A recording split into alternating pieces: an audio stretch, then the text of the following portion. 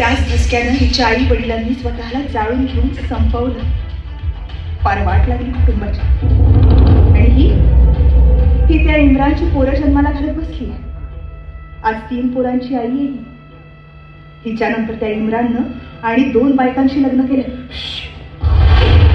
खरं आहे आदिती?